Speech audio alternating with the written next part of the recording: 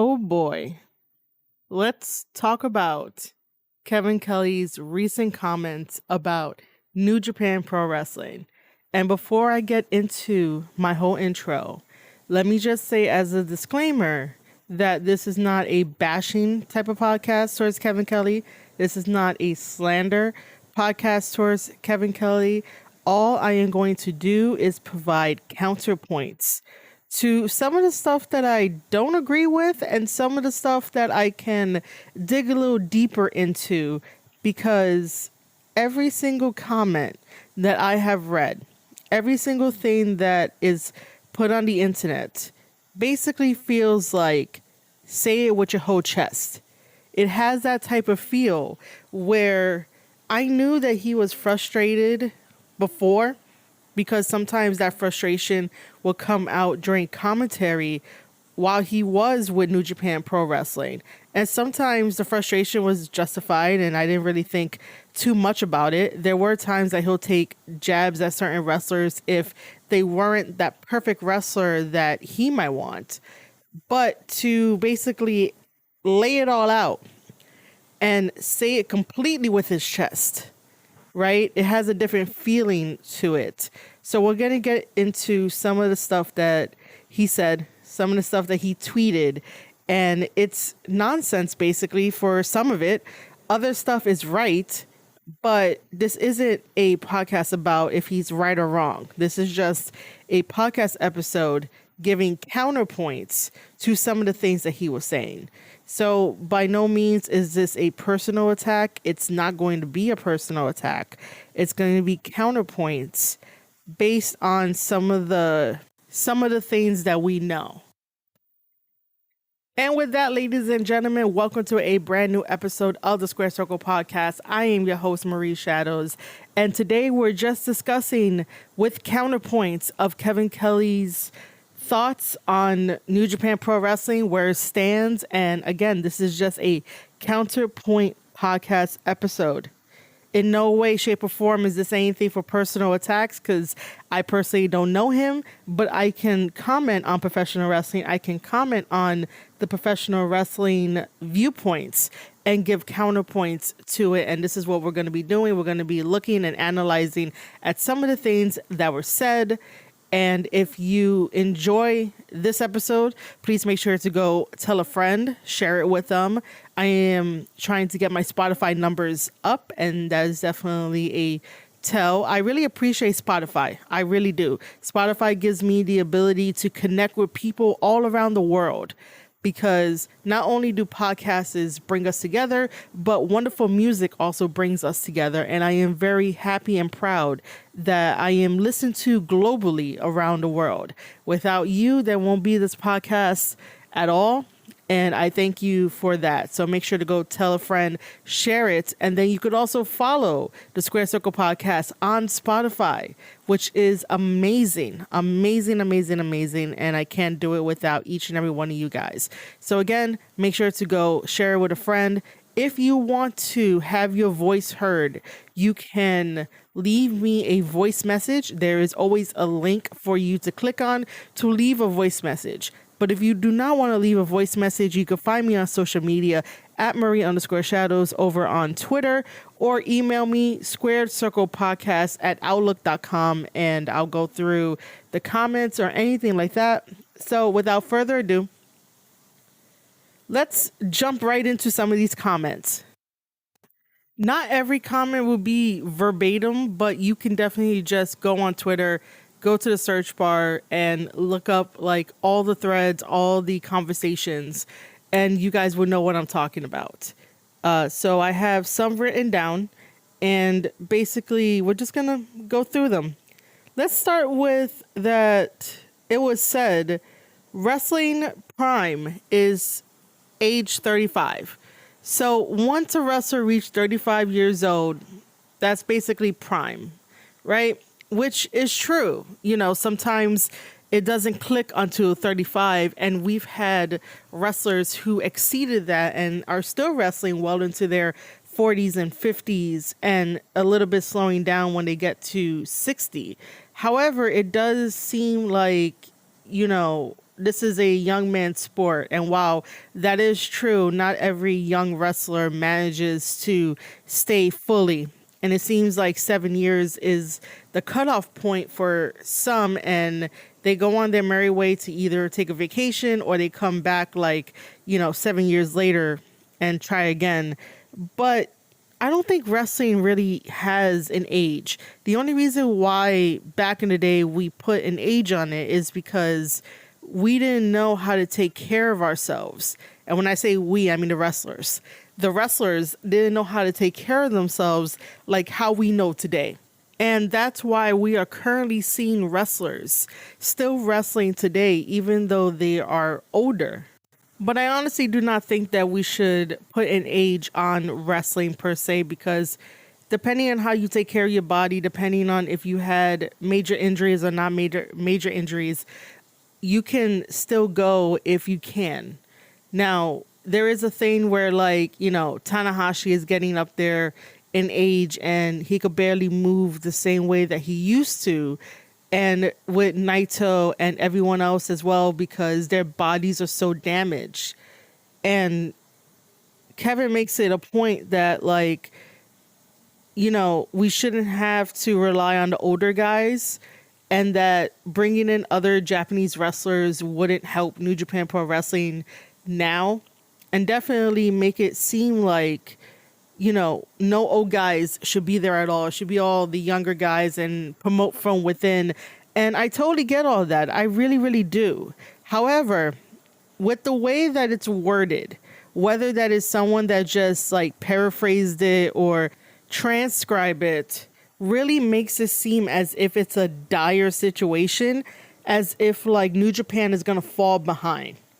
First of all, New Japan celebrates 70 years in the professional wrestling business. They are ahead of everyone else. The only reason that it's not celebrated or talked about more is because American fans know about American wrestling. American fans know about the monopolization, if I could create that word, about American wrestling, such as the big, gigantic company of WWE. So, generally speaking, most fans know about WWE. It's only until in recent memory that people have been opening up their minds to see what kind of other wrestling is out there, meaning New Japan Pro Wrestling, and getting back into TNA and getting back into MLW, and then, watching AEW and stuff like that. But for the most part, if not all, wrestling fans think that WWE is the be-all, end-all. And to sort of have this urgency that New Japan needs to change at a drop of a dime is really doing everyone a disservice, because while, yes, there are spots that are wide open, because Ospreay is leaving on February 11th, Okada is leaving, Tama Tonga is leaving, and, Jay White already left and other people already left. And that's okay. You got to think about it as if it's a 9-to-5 job where your best friend, who's your coworker, wants to go and do better things. And you can't be emotionally overly sensitive to these things, because it happens in professional wrestling. It's a business. That's why sometimes I get upset at fans that don't understand this, and some fans are just like, me, and everybody wants to play the victim and nobody wants to look at the bigger picture. And it's very good for wrestlers to go from a different company to a different company. It's like years ago where, Hulk Hogan went over to WCW, Macho Man went over to WCW. Those biggest names in the business went over to another place to not only get money, but to also do different things. If Hogan never went to WCW, we would never have Hollywood Hulk Hogan. And then the NWO would have still been born, but it wouldn't have the big effect and inspiration as it does now, because guess what? Bullet Club is an incarnation of NWO. So without those things falling into place, we wouldn't be having any of this stuff. So for wrestlers to move from one company to another is totally okay. And it's okay to feel a certain type of way because your favorite is not going to be on the promotion that you want to watch it, but you go follow their journey. You go follow what they're going to be doing. Speaking of Okada, because Okada is leaving, that means that New Japan Pro Wrestling has to position all of their guys now into the correct places and elevate the correct places to sort of have that urgency, as if like New Japan is falling behind, is doing everyone a disservice in the fact of, if you decide to put someone in the wrong place, you're going to set them up for failure, and then it's not going to be as great or fun trying to recover that. So if you're pushing the younger guys, such as the guys that just came back from Excursion, so you have the big top four, even though New Japan was like, oh, these are the Three Musketeers, and they thought that, you know, that would have went over well. Nah, it really hasn't. They haven't really come into their own to be like the Three Musketeers, which is basically like an ode to the original Three Musketeers of New Japan Pro Wrestling, which I think it was like Tanahashi, Naito, and Okada, basically. I might be wrong, but you know, you get the idea that like they wanted to position these guys to be sort of like their originals. So with that being said, now we need a new big babyface, a larger than life character, because in professional wrestling, you have to have larger than life characters. You can't just go to be a professional wrestler and you want to use your real name and try to be a real fighter. If that was the case, then, you know, go to UFC, go to boxing, where they don't have that implemented. Which brings me to another comment that goes, be a fighter, not so much of a gimmick, don't have so much flashy moves. And again, I'm paraphrasing, but this is basically what you need sometimes in wrestling. And you know, I get it that sometimes it is annoying when a wrestler doesn't move and hits his pose. Like, you wouldn't do that in a real fight. But if we're going to really talk about professional wrestling in a way that I don't like talking about it, because I like to keep everything kayfabe, because we're losing the art of professional wrestling by not doing that. Every time someone says that, oh, it's fake fighting, it's simulated fighting, well, let that person hit a move and hit their pose. You will see a lot more fans in the stands and in the seats hit the pose with them after they do a move, because that fan is going to be like, oh my God, that looks so cool. My favorite wrestler is doing my favorite pose that I like to do with them, and I get to do it in sequence with them when they're at a live event. And that's what you want, right? You want the fans to go there, pay their money, be swept away for 2 hours, 3 hours, and not think about any type of problems they might have. And the wrestler doing a move, hitting their pose, might make their day. If you take away what makes professional wrestling completely different from any other sport in this world that we created, then it's no longer professional wrestling. Now, here is the beauty of professional wrestling. Professional wrestling combines everything that you would ever want, that gives you sports centric and entertainment all in one go. And that is thanks to Vince McMahon. Whether or not you agree with everything or disagree, but thanks to him, we have this beautiful storytelling ability, the beautiful art behind professional wrestling, which is basically sports entertainment. You get your sports from all the wrestlers who defy gravity and defy death and stuff like that. And the entertainment takes you into a whole new different reality for a couple hours to get away from whatever the hell is bothering you, and you get to laugh, enjoy yourself, and feel good about it, you know. And so the beauty about it is that we can have those fighters in professional wrestling. Of course, to me, you'll have to add a little bit of character to those real fighters. So, for example, in New Japan Pro Wrestling, you have Hinare, who is a warrior. that is bringing his culture into professional wrestling. And he is a fighter. He's a straight up fighter. He has no gimmicks. But to be honest, if you want to be like larger than life and this mythical kind of person, you have to add a little bit of character onto you, just so that way nobody can feel like they have full access to who you are, and then like weird shit fucking happens.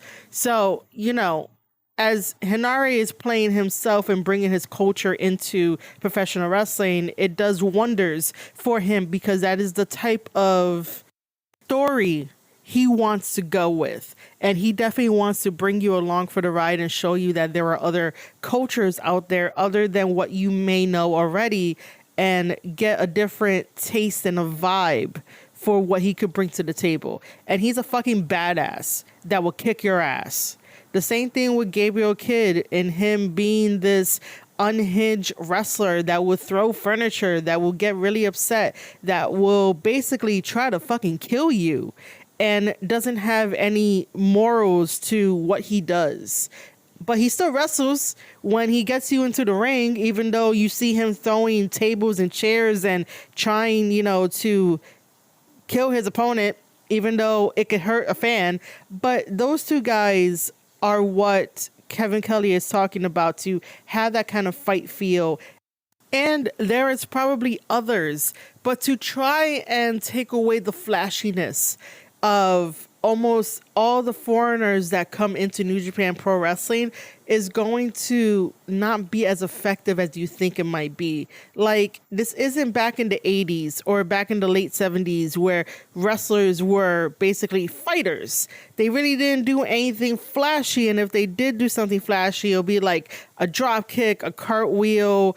It wouldn't be like over the top until we got to like the 80s, where it was more like expressing your personality and stuff like that. For the most part, if you grew up on old school wrestling, it was just fighting, kicking ass, taking names, going home, getting a paycheck, and that's about it. It wasn't necessarily about the flash and the glam. So professional wrestling provides very different aesthetics for different types of people and different types of stories, and that is what makes professional wrestling the greatest thing that we ever created, because we would then just be another boxing or UFC where fights happen once every 3 months or once every 6 months. You know, wrestling is a traveling circus, and if you don't understand what wrestling is by now, then I think it's time to look for something else that might be of interest. Because to basically say that you want wrestlers to be a fighter, not so much a gimmick, and then to talk about nicknames and, you know, what a wrestler should and shouldn't do as part of their gimmick and as part of their character, is sort of like you lost touch with what wrestling can be. For example, there was a whole big discussion thread about nicknames and about Tsuji and his smile. First of all, Tsuji needs to smile. It is not forced. That motherfucker does not force his smile. His smile is the most amazing thing that he has about him, other than Tsuji's wonderful wrestling ability. Tsuji is able to command the crowd on a level where not many people from Excursion can do. So for example, when Tsuji fought Sanada, do you know how many people were on the edge of their seats, including me, thinking that Tsuji had a chance, a 1% chance of actually defeating Sanada and becoming probably, well, no, not the youngest, because he's like 30, right? But becoming the champion at the time and defeating Sanada. Sanada plays it safe whenever he does his wrestling matches, by the way, because I watched Sanada matches and I could definitely break it down and tell you that Sanada is a very comfortable wrestler. He doesn't really go outside his comfort zone. However, when he fought Tsuji, he had to go outside his comfort zone because he's like, I've never fought anybody like this. Tsuji took him to the limit and Sanada survived. And I really do think that kind of hurts Sanada, because Sanada wasn't ready for this and he wasn't prepared for Tsuji. But then again, nobody was prepared for Tsuji. But to bring it back to Tsuji's smile, You don't know what kind of Suji you're going to get. So you can lean into that smile. And when he smiles at you, you don't know if he's going to kick your ass or give you a hug. And that makes a dangerous wrestler like Suji. Now we could definitely talk about the nickname that Suji has, which is called Gene Blast. That I'll give it to Kevin Kelly about, like, what is that nickname? Like, I don't even know what that nickname is supposed to represent, and I don't really care about it. However, if we really want to deep dive into Gene Blast, I think it just goes along with his explosiveness in the ring. Suji does amazing things in the ring, and it's sort of like, bro, how did you get this good? He really outdid himself in Mexico. And what I don't like is that Ospreay was giving him shit about the things he heard about Suji when he was over in the UK. The UK training is not for everybody, but Suji flourished in Mexico. And when he came back, man, he was a top star. My only problem is that Suji was on such a high ride, a really high momentum, that he really came crashing down. And now he has to sort of like rebuild in a way, because these feuds are not hitting. But I understand why the no longer young lions have to come back and like fight their brethren that was with them in the same class. I get it. I understand. You want to create new rivalries and new stories and stuff. However, let's talk about the LIJ situation of that. When Suji came back, it felt like they were priming him to be the next leader of LIJ in a way, like to lead them into the next years, so to speak. Because after this year, I bet you Naito is retiring. But I don't know where they're going with that, but that's something to be looked at in this upcoming year, only because of like the spots that need to be filled by, you know, these wrestlers and stuff like that, and be promoted from within. So with that being said, while it might be window dressing that people were like, yo, Suji Smile is the best thing, like, I don't know what's wrong with you. Why would you think otherwise? I guess it's just something that just looks off, but it's not really off. If you're not used to somebody smiling as much, then I guess that could be another viewpoint. But Suji's smile is what makes Suji. That smile, man, you don't know when that smile is gonna appear, not appear, and then, you know, you better run for the hills just because of that smile, because you don't know what kind of Suji you're gonna get. And Suji is a very unpredictable wrestler, a very unpredictable person that has a lot of thoughts when he's doing backstage interviews. So it all just fits. There's a mysteriousness about Suji when he smiles, you know? I don't think, if it's not broken, don't fix it. What happens if Suji never smiled? Then what? What are we going to do? His best feature is basically his smile. Every time he smiles, it makes me happy, because that is the best looking smile I've ever seen. And you know that it might be all warm and fuzzy if you ask for a hug from Suji. But if you disrespect Suji and he smiles, just, you know, run for the hills. While we're on the topic of nicknames, Yuya Uemura has Heat Storm. And I think that would happen during TNA when he was with Joe Henry, and they basically gave him that nickname.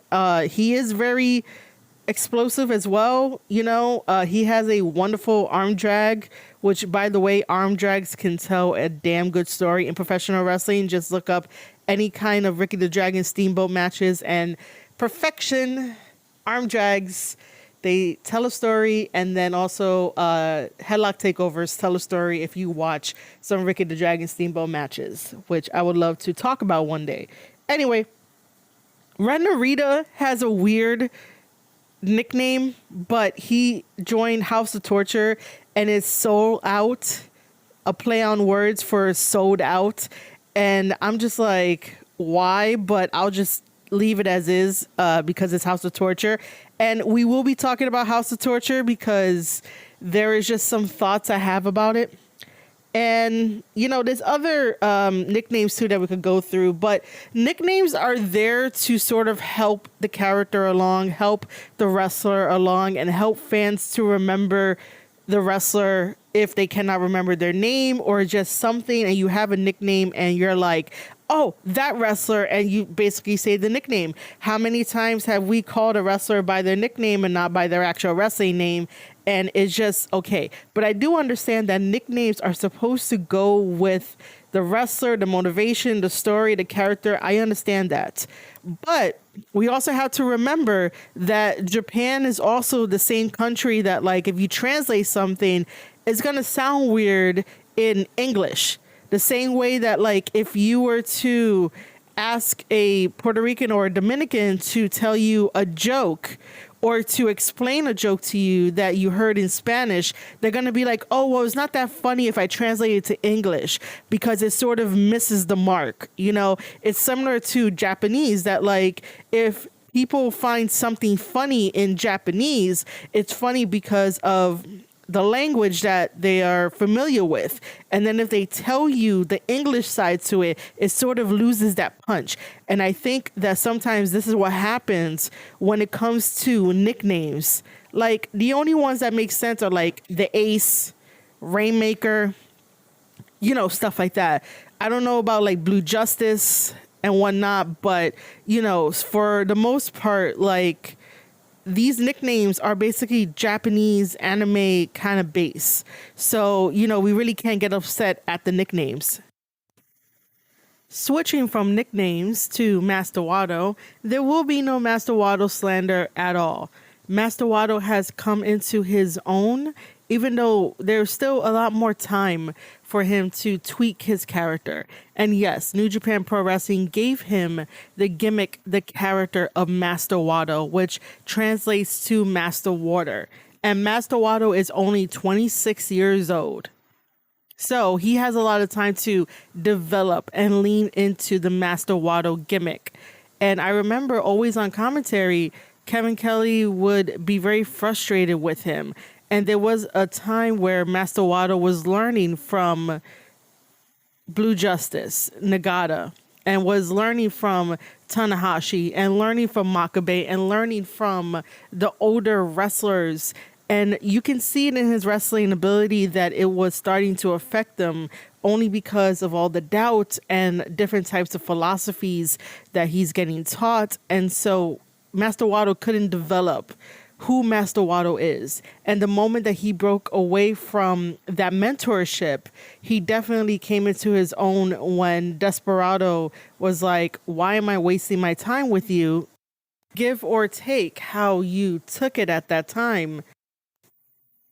Master Wato was put in a position to be in a fatal four-way match that had Master Wato versus El Desperado versus Hiromu versus Taiji Ishimori. At this time, Taiji Ishimori was the IWGP Junior Heavyweight Champion, and they created this fatal four-way. They gave Master Wato a big platform because you would never really see someone like Master Wato to be in a fatal four-way for that. But New Japan, on the other hand, definitely had some faith in Master Wato, and that is when Master Wato started to get his confidence. We all know that Master Wato is very talented. He has it. He just takes a little bit more time to understand certain things and get certain things. But when he goes, man, and he does fantastic in the ring. But he is at a point now where he is very good. He just has to keep going forward. Unfortunately, as of this recording, I found out that Master Wato has a torn ACL. So he is going to need surgery and he's going to be out for a little bit. However, it still stands that Master Wato is definitely a contender and definitely can hold down the junior division and can definitely create some really good stories. He just has to believe in himself more. But what I'm really not going to stand for is calling him a dork, even if it was meant to be playful or not playful. Like, Master Wato is adorable in his own way. He looks like he's a shy kid that, takes a little time to warm up to people, but he probably has the biggest, sweetest heart. And to also say that you wouldn't watch your neighbor fight in comparison to Master Wado and stuff is kind of wrong. And I'm paraphrasing what was said, but it's still like, why would you even talk about Master Wado that way? Like, Master Wado goes at his own pace. Master Wado learns on his own, and he basically takes what he learns and applies it. And we saw that during Best of the Super Juniors. Every time that he got knocked down and fought again, it was just a little bit better. And again, he's 26 years old.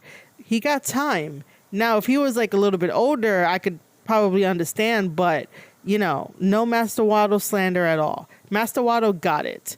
What he can do to improve his character is to take the Bruce Lee approach and apply the Bruce Lee lessons and the quotes and be like water, flow like water, learn different styles, mesh them all together and become a very master of water, basically, and throw off all of your opponents.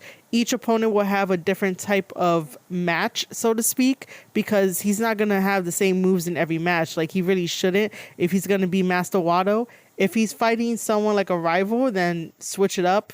But for the most part, he should take the Bruce Lee approach and use the quotes and use the teachings of Bruce Lee in order to become Master Wado.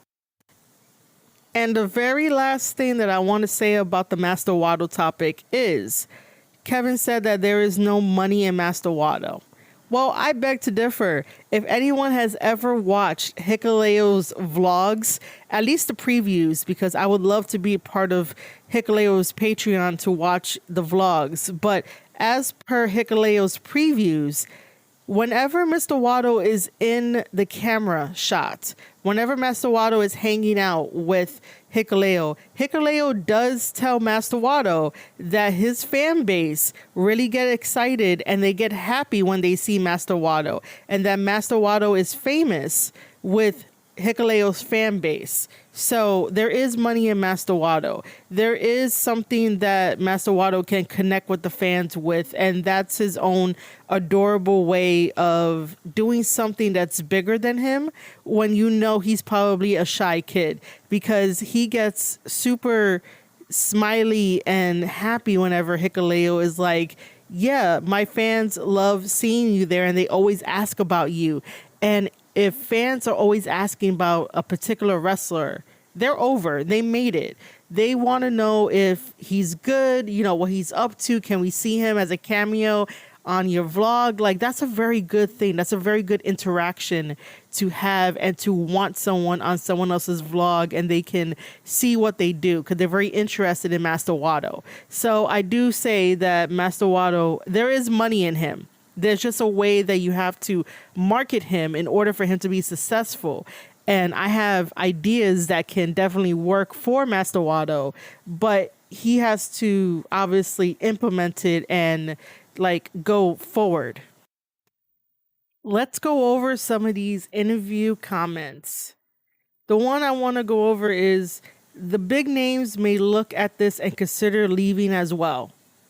Who's leaving? Who else is leaving? Tanahashi got bumped up to be president, which is awesome.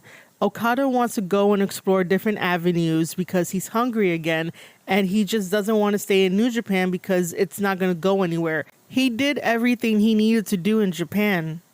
So I really don't know who is leaving. Sonata is probably not leaving. Naito's not going to leave. He's going to retire.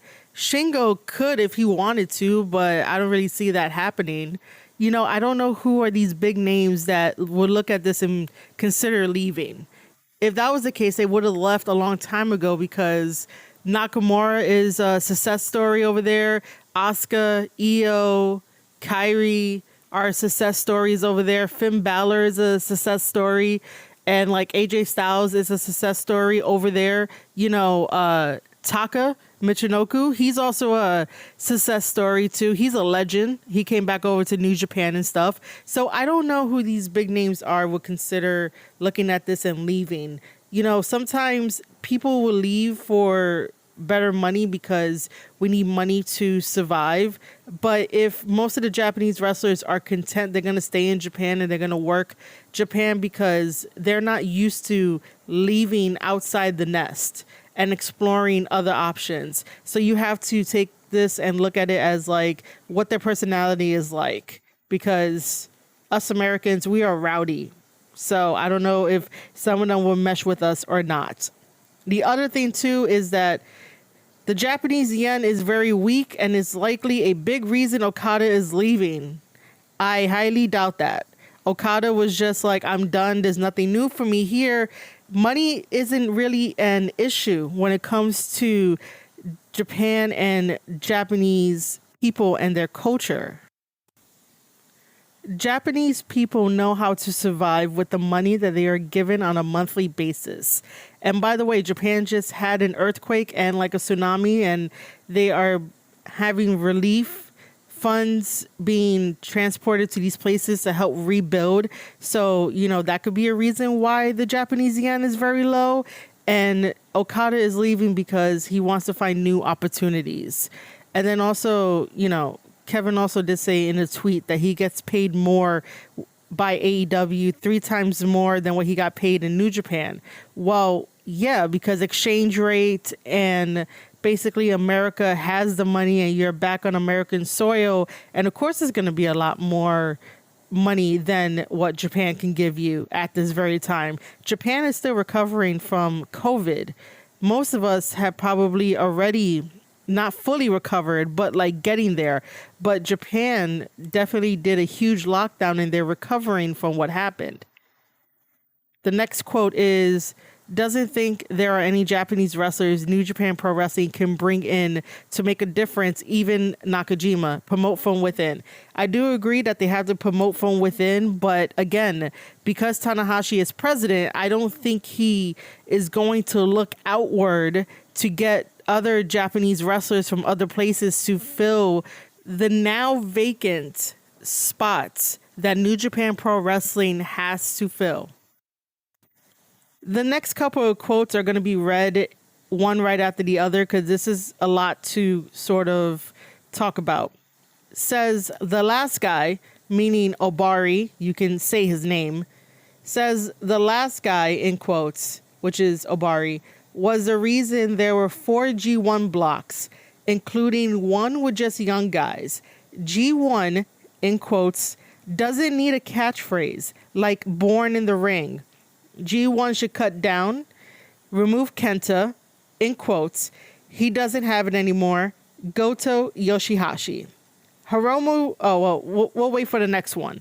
So let's talk about the G1 in a little bit. I will say that this past G1 with the 4 G1 blocks was exhausting. And all I cared about was C block. However, you can't really get on Obari for making 4 G1 blocks when this guy was like, we should showcase the younger guys. The younger guys don't always get to go into the G1. The younger guys don't get to go into the New Japan Cup because for the past couple of years, we've been seeing a lot of older Japanese wrestlers take the spots of the younger wrestlers. And when we, talk about it on social media, it doesn't seem like anything gets done. So this is a plus for Obari to bring in the younger guys to showcase the matches. And now I understand that while you're on this tour, it makes the tour a little bit longer. It makes the matches a little bit longer. You're exhausted by the end. You're on commentary. You have to keep up with the stories and catch people up. I totally get it. It's a huge ass work because there were 4 blocks. But the other side to it is that we got to see some of the young guys that never get to be there. But I still believe that the G1 should be the very best of the best of the best to fight in the G1 in order to go forward in their story. And the young guys should be training their asses off, fighting their asses off, telling their stories to the best of their ability in order to get a spot in the G1. Now, for this year's G1, do we need 4 blocks? No. Are we going to get 4 blocks? Probably not. But I also want to address, too, that this whole thing of the G1 not needing a catchphrase. Do you know how hype I get whenever I hear the theme song of the G1 or the theme song of the New Japan Cup? Because I'm like, oh my God, this is like the biggest tournament ever. And New Japan Pro Wrestling treats their tournaments as the biggest thing in wrestling, the same way that the Royal Rumble this Saturday, January 27th, is a very big deal. And that makes me feel like I'm watching an epic sport, a spectacular sport, because there is a theme song, because there is something to look forward to, a catchphrase to look forward to remember what this one is. The same thing with WrestleMania. WrestleMania has all these numbers attached to it, but the memories remain because you remember the music. You remember the moment. You remember the catchphrases. And it's okay because professional wrestling is supposed to take you away from your fucking problems. If the G1 had no catchphrases and had no music, no theme songs to it, it would just be very boring and people are not really going to tune into it as much. The hardcore New Japan fans, like myself and others in the same space, are probably going to tune in because we cover New Japan Pro Wrestling. We give our thoughts on New Japan Pro Wrestling. So, we do it because we love it. It's a job, it's a hobby, it's whatever it is. But to have that catchphrase, to have that theme song just makes it a little bit more worthwhile because you're going to have a good time. Now, let's talk about that the G1 should be cut down. I agree that Goto and Yoshihashi should not be in the G1. They are tag team experts. Until they say officially that they don't want to be a tag team anymore, then you can put them in the G1.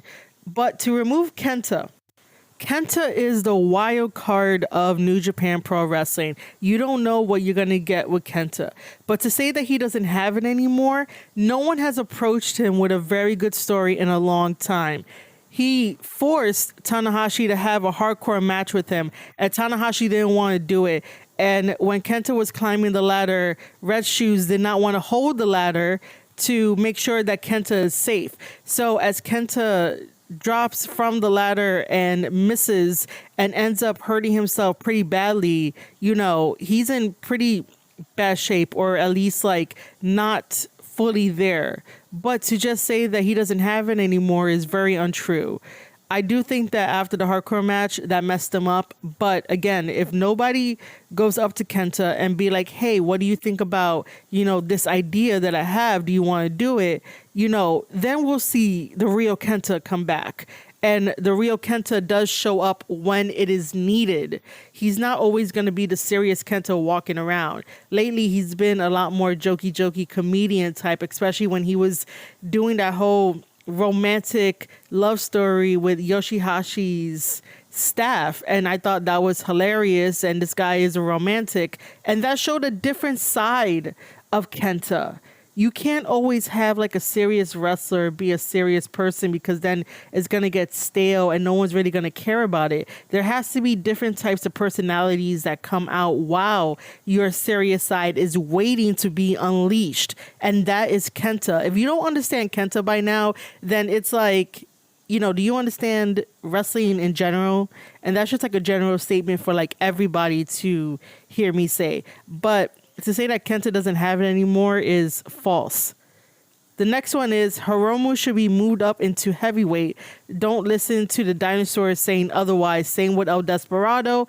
Hiromu should win the New Japan Cup. Why not? And by the way, these are Kevin Kelly's comments about it. Someone wrote it up, so it's not coming from me. I love Hiromu. I love El Desperado. I love the New Japan Cup. El Desperado and Hiromu and Taiji Ishimori are like the epitome and definition of what it means to be best of the Super Juniors and a Super Junior in New Japan Pro Wrestling. They are the guys that New Japan relies on. Currently, right now, if they move up to heavyweight, it might be an awesome thing, but their junior division is going to suffer. So right now, trying to move them might be kind of weird, but I do want Hiromu in heavyweight. I do want El Desperado in heavyweight division. They're going to have to bulk up. But the thing about Japanese culture is that these guys are not going to do some American moves where in America, if you don't like your position, you're going to trample over the other guy and get to that position and be like, now I'm the top dog. Now I'm in the division that I want. In Japan, their culture is completely different when it comes to manners and mannerisms and how to move up. Even though Hiromu has been frustrated in his position for a while, and he has all the right to be frustrated because what else can he do in the junior division? Maybe Tanahashi is going to move him up in the year 2024. But as of right now, I don't see him moving up. I don't see El Desperado moving up just because now they have to maneuver all the younger guys that came in and maneuver all of the American guys that came in into the spots that need to be filled. And it has to be like you're playing chess in a way. It has to fit right. It has to flow right. You have to know what stories are going to be coming out of all of this. And especially even after February 11th, where Ospreay is going to AEW, what's going to happen with United Empire, what's going to happen with Bullet Club and all this kind of stuff. So you just have to maneuver all of these guys into the right position. The moment you put them into the wrong position, they might end up failing and it might end up looking bad. Some more comments are that the G1 needs big AEW stars, not just names. Who is a big AEW star? Most of the AEW stars are former WWE superstars. AEW has yet to really create their own AEW stars, their own AEW superstars. We can argue and debate that MJF is a AEW megastar or superstar. We can argue and debate. That's about it. There's not really much. So I don't know who would be in the G1, and why. The G1 should be for New Japan guys. Like if some of the AEW stars had the ability to go on a tour with New Japan for 6 months, maybe they can make it into the G1. But if that AEW wrestler stays for a whole year with New Japan Pro Wrestling, then put them in the G1. But to just be like, hey, AEW, we need some quote unquote stars to put into the G1. Nah. All right, let me end this with talking about House of Torture, because from the comments, House of Torture is bad stuff that gets booze, but not the good booze. And then on Twitter, somebody asked Kevin, do you think Bullet Club should be disbanded or put an end to the many subgroups? Kevin replied, and by the way, again, you could read all this on Twitter. Kevin replied with, no, I like the subgroup concept. Different. So let me add my perspective on both of these. In the beginning, I did not like House of Torture because House of Torture kept cheating, and it was annoying because it was like, well, when is the babyface going to get their comeback? When is the babyface going to have some friends that go out there? And they still do the same formula. They really, really do. But it wasn't until I talked with people behind the scenes to get a better understanding of House of Torture and how they operate. And because Dick Togo was part of ECW as well as Jado and Gato, they understood the American way of wrestling at the time, even though ECW was hardcore matches and they had, cruiserweights and they had regular wrestling matches. But when you think of ECW, you think of hardcore.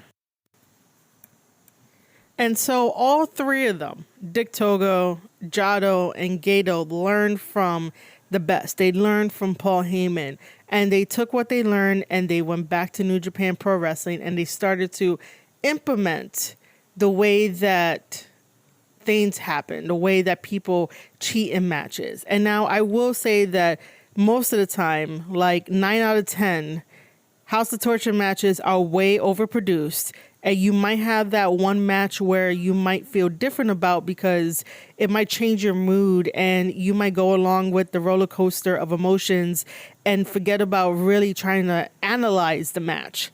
Most of the time, it does get kind of annoying to watch the same thing happen over and over. But for the most part, the House of Torture is bad. Stop that. Gets booze, but not the good ones. I don't know how true that would be, only because the boos that the Japanese fans give House of Torture are the ones where like they don't want to see them. They know that they're heels and they want the babyface underdog to win. And when the babyface underdog wins and it gets some advantage, the crowd changes up and the crowd cheers for that babyface. And if the babyface wins over like Sho or Evil or any one of the other House of Torture members, the fans celebrate. So in Japanese culture, how they understand wrestling is basically black and white. There is no gray area. It's not like here in America where we have that gray area and people are like, they want to know everything behind the scenes and they want everything deconstructed. And then they'll, go after you and think that they know when they don't know and they don't work in the business. Over in Japan, they keep everything respectful and separated. And that's why kayfabe is so very important over in Japan. And that's why I love watching New Japan Pro Wrestling, because of that kayfabe. So in certain areas of Japan, so if New Japan Pro Wrestling goes out more into like the suburb area, the farmland area, those fans are going to treat House of Torture like the heels that they are from back in the day of old school wrestling. So like late 70s, 80s. Like if you were a true heel, you'll feel it. So they do get the good kind of boos where the wrestling fans understand that they are a heel. And then if you go to like Tokyo and Kyoto and those places in Japan, the fan base is different. The fan base will still boo House of Torture because they know they're heels, but they might end up being tired of the antics and just automatically want the babyface to win. And then when the babyface wins, they get that cheer. It feels right. When you go to Korakuen Hall, you are a rock star when you go to Korakuen Hall. When House of Torture shows up at Korakuen Hall, they let them know whether it's good, bad, or indifferent. But Korakuen Hall is never indifferent. Korakuen Hall is either yay or nay. But, I'm going to really defend House of Torture here because they have won me over now that I know the little behind the scenes. And I'm giving you guys that knowledge of behind the scenes of what happens when they go to different areas and the background that Dick Togo has and who he learned from. So I'm giving you guys behind the scenes of like House of Torture. Now, I really do think that eventually House of Torture should be cut from Bullet Club because I don't like the subgroups, which, by the way, brings me to that question that I had said on here. So the fan had asked Kevin, do you think Bullet Club should be disbanded or put an end to the many subgroups? And Kevin said, no, I like the subgroup concept. It's different. I had quote tweeted it and said, but you curse up a storm. I'm paraphrasing what I said, but essentially he cursed up a storm whenever House of Torture is on. He's always screaming like, son of a bitch this, son of a bitch that to House of Torture. And it really like, he doesn't like House of Torture. To get a reply that went, but it takes the stink off the other. And I'm like, sir, I don't know what this is entirely supposed to mean. It felt like a deflection because on commentary, you're supposed to tell these stories. You're supposed to put the wrestler over, and people that are listening to commentators know that commentators are doing a job. They're not necessarily trying to put themselves in it, because as a commentator, I think that the storytelling aspect is what's supposed to get over. Personal feelings have to be put aside no matter what you think of the wrestlers and what's happening. You're calling the action as you see it. You know House of Torture is going to be cheating, so you play it up. You play it up instead of like really trying to be like, oh, fans on Twitter are going to cancel their New Japan subscription if House of Torture keeps winning. Like that was an actual thing that was somewhat said on New Japan World, and people do tweet out that House of Torture sucks, House of Torture this, House of Torture that, I might end up canceling, not me, but people online will say that they'll cancel their subscription to New Japan because of House of Torture, and nobody really wants to understand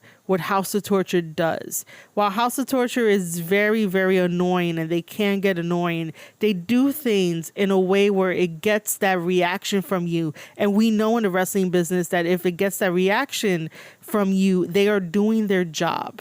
So I just don't think that there was a distinction made on commentary where like Kevin was playing the role of a commentator to bring the stories to life, to bring the anguish and the anger and the frustration to life, rather than like, bringing real frustration and real jabs and real quips and stuff like that. Like, it was just kind of weird towards the ending of the New Japan commentary career of just like weird jabs, weird frustrations. And I get it. Everybody has frustrations. Again, this is not a personal attack. This is just my observation from everything. And I know that there were frustrations, but now, like I said at the beginning of this, it just feels like I'm going to say this all in my whole chest without really rethinking and looking at it from different angles and different perspectives of like, all right, this is, Japan and Japanese culture, and we can't always try to fill it with the ideologies of what we know over here in America to Japanese culture. Like, that's very disrespectful for that, but I might be getting off topic here. It's just that I think that certain things that were said on commentary sort of hurt certain wrestlers' stock. Like, for example, I do remember the time where El Phantasmo was still in Bullet Club and he was tag teaming with Ishimori, and El Phantasmo took a very comedic approach to his wrestling, even though he really is a good wrestler. And through the commentary and always tearing him down, and I get it, he's part of Bullet Club, that makes him a heel and that makes him do very childish things, and you want the best for him, and that frustration would come out through commentary about like, man, he's so good, but he taints it with doing, the back rake and stuff like that. By doing the back rake and doing these very 80s heelish things really got on Kevin Kelly, and it came through his commentary. And I think that also brought down El Phantasmo's stock in a way, because it's supposed to, there's a way on commentary to elevate a heel and accentuate what the heel is doing and why the heel is doing it. And, I see that now looking back and looking at the bigger picture. And because I do commentary from time to time, and I really do hope that if people out there are listening to this, that this doesn't hinder my commentary opportunities.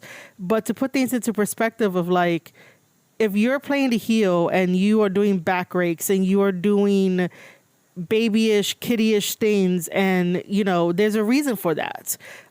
Because obviously we can go with that. El Phantasmo never respected anybody else other than himself and Ishimori and Bullet Club. So why should he give the other wrestlers any type of respect or his best when he could just do the back rakes, when he could just do like the other childish things that we would consider childish, but, it's the cowardly heel type of thing. You could go off of that motivation, because wrestlers have to have a motivation. Sometimes their movesets will tell you their motivation, will tell you how they're feeling. But when El Phantasmo needed to perform, this guy came to perform. This guy also built a whole entire story surrounding his super kick called The Sudden Death. And that was a very fun story to review on my show, and the way that it all played out. But again, I think that certain times on commentary, you need to separate yourself, like your personal self, your personal feelings, away from what you see in the ring, because then it hurts the wrestler after the fact. House of Torture is definitely not getting hurt by this, because I don't even think House of Torture goes back and listens to what people say about House of Torture. House of Torture is a group that ends up getting a reaction. And that's what wrestlers strive for. That's what this business is all about. You have to get a reaction. If you don't get a reaction, then like you got to start from the bottom up. You have to reinvent yourself, you know? So yeah, I am here defending House of Torture from a worker's point of view and someone that's on the inside looking out. Most wrestling fans are going to take what House of Torture does as annoyance, and on the surface level, when you should be looking a little bit deeper, especially if someone gives you the knowledge to look a little bit deeper. Again, I just want to say that this podcast is not about any personal attacks. This is all about observation and how to look at things from a different perspective and dive a little bit deeper into some of these comments. New Japan Pro Wrestling right now is in the same boat that WWE was once, when all of their top guys left and WWE was like, all right, what the fuck we're going to do? And they put the company on one man's back, and that was Cena for a bit, you know, when everybody left. This happens in every type of profession. The top guys always leave for whatever reason, which is theirs, and the company can either suffer or the company could be prosperous. With Tanahashi being the president of New Japan Pro Wrestling, New Japan is going to be the most prosperous company it's ever been, because Tanahashi has that lawyer background. Tanahashi is still a wrestler. Tanahashi will be the great guy for the media stuff and talking to the fans. And he's the all-around lovable guy, and it made sense to put him in that position. Okada wants to go be the great Okada in American wrestling. Ospreay wants to be the great Ospreay in the path that he has chosen. And most of the time, it's like some guys just want more than the place that they stood at forever. And they realize that it's time to go take that risk. It's time to go become a better person. It's time to go tell better stories and just be amazing. You know, as for these comments, it's kind of not really weird timing, but it's just one of those things of like, man, you probably held on to most of this stuff for a while. And because you know you're not going to work with New Japan again, you just want to say it. But again, this is basically all of my counterpoints to the things that we talked about today. By no means, and I'm going to keep saying this, that this is a personal attack. It is not. It is an observation. It is counterpoints to everything. Like, Twitter was having a field day with some of these comments and giving their opinions and perspectives. And I'm chiming in because I love wrestling. I love New Japan Pro Wrestling. And we see New Japan Pro Wrestling as like two different ways of how it can become great. I don't think that the changes need to be made overnight, but certain things need to be put in place in order for changes to give New Japan Pro Wrestling a prosperous year. I don't think that the yen being down is going to significantly hurt New Japan Pro Wrestling. They are doing wonderful. They are having an active roster. The fans are really excited, and it's 2024. It's going to be a great year for New Japan Pro Wrestling, and we're going to see a lot of good wrestlers rise to the occasion, take that brass ring, if you want to call it that, and we're going to see some really great things happening. We might end up seeing some stuff being added, some stuff being taken away, some stuff being tweaked, because the one thing that New Japan Pro Wrestling is and has always been is that they've always adjusted in every single period of their life, right? If we were to put them on the timeline, New Japan Pro Wrestling has been around for 70 plus years. This is not going to affect them at all. This is only going to make them better, make them stronger.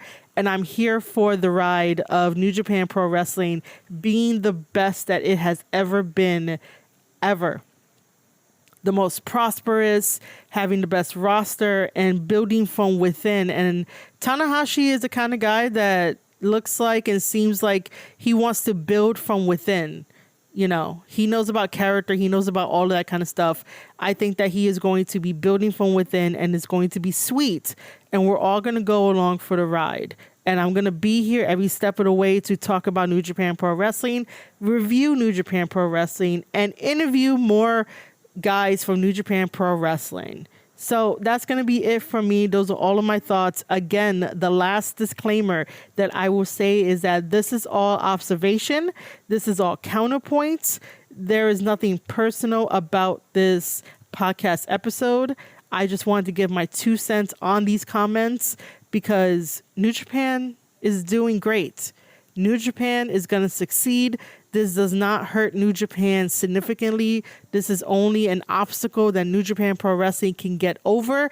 And if they've been around for 70 plus years, like, they're going to be around for much longer. They're like the WWE of Japan. All right, ladies and gentlemen, thank you for listening to this episode of my counterpoints to Kevin Kelly's thoughts, ideas about New Japan currently. And again, like I said, this is nothing personal. This is just an observation and counterpoints. That's all it is. Do not take this as me being angry or frustrated, but just giving you guys some more context, some more ideas, some more perspectives. The whole point of the Square Circle podcast is to give a different perspective on certain issues that come across my feed or anywhere else I get my wrestling news if I'm just scrolling through Twitter and stuff like that. So this is just the idea of what the Square Circle podcast is to talk about certain issues, give counterpoints, and more information if I have to share my knowledge with each and every one of you guys, because sometimes wrestling fans think they know when they get information from the dirt sheets and the dirt sheets don't know because they're not in the business. I'm in the business. And I always look at everything from a different perspective and give insight whenever I can give insight. That's important. When I can give insight, when I can do something, not because I want to do it or like I'll just do it and then be wrong and all this kind of shit. I'm supposed to be wrapping this up. Anyway, I'm Marie Shadows, your host of the Square Circle Podcast, and you have been listening to an episode of the Square Circle Podcast where I talk about counterpoints of opinions and thoughts about New Japan Pro Wrestling. And I hope you guys enjoyed. Again, make sure to share this episode and tell a friend to listen in. It is available on all podcast platforms. And I'll see you guys on the next one.